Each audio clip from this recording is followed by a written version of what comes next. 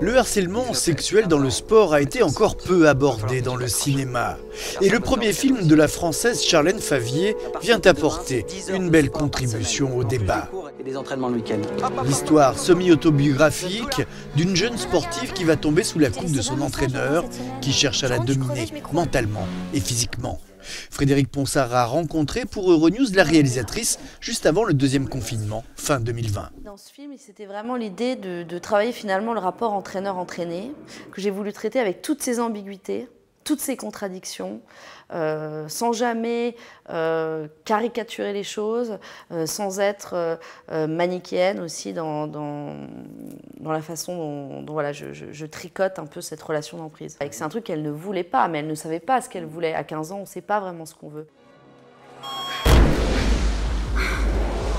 Le film avait été retenu dans la sélection officielle du Festival de Cannes 2020 qui n'eut pas lieu.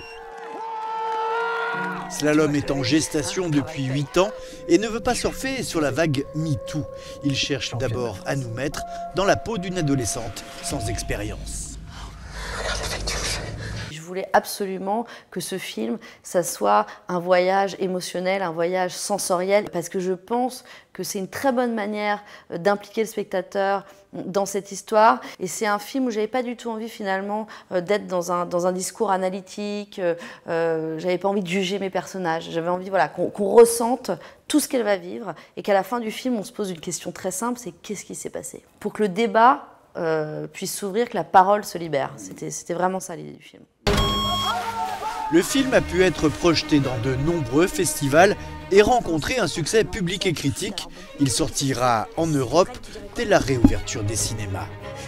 Tu vois pas qu'il nous regarde? Parler à quelqu'un.